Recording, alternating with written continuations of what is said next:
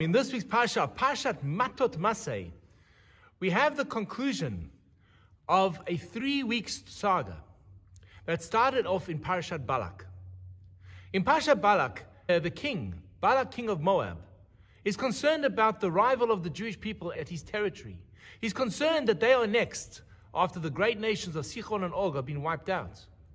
He therefore consults with the people of Midian and says, let us go and talk to the great prophet Bilam. Maybe he can provide us with information about how to defeat the Jewish people. Bilam comes and he curses the Jews. And as we read in the Torah, the curses were transformed into blessings. But at the end of the Parsha, Bilam instructs Moab about how to actually attack the Jewish people. And we have the horrific sins of the Baal Peor. God then says to Moses, take revenge against the Midianites for what they have done. And we have in this week's Parsha a war against Midian, and Bilam is killed in battle. This whole story actually never had to take place. The Torah had made it very clear that the land of Moab was offline for the Jewish people. It was inheritance to the descendants of Lot, Abraham's nephew. And God had bequeathed that land to them. So the reality is that Moab was safe. Balak was safe. There was no attempt by the Jewish people to attack Balak at all. But Balak was scared. And he sends messages to Bilam. And Bilam, out of his hatred for the Jews, sucks and seduces Balak into this whole story that ends up being a war against Midian. What is the lesson over here? The lesson is both timely and timeless. King Balak, if he had spent just a little bit of time learning the facts, reading up the history, would have known about the promise that God had given to the descendants of Lot, that the land of Moab belonged to them. Bilam, had he been what he was supposed to be, would have told Balak, nothing to worry about. God has promised the land to you, and it's offline to the Jewish people. But because Balak didn't know the information, he becomes the useful idiot for Bilam to spew his hatred, to set in motion a plan that will lead to the death of thousands and thousands of the children of the Jewish people from the tribe of Shimon in a war against the nation of Midian. All this happened because Balak was too lazy to learn his history and to learn the facts. And this is what we find in our world today. There is so much misinformation, but more concerning is the lack of education. The fact that people are willing to listen to what people say online without even the first attempts to question.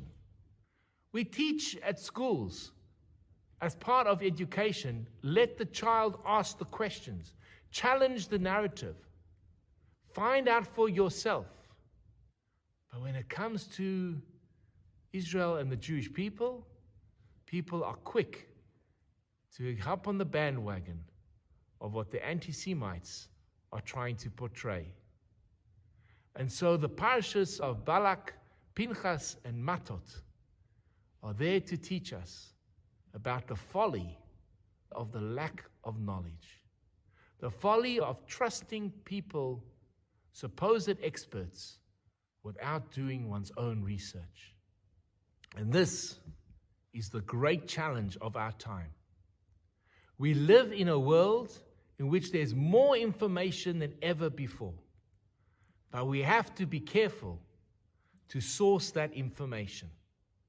If we are lazy and relying on ChatGPT or any of the other AIs, we fall into the trap of Bilam and Balak.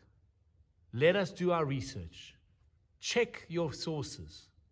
Ask the questions. Challenge the status quo and be open to hearing different sides of the arguments.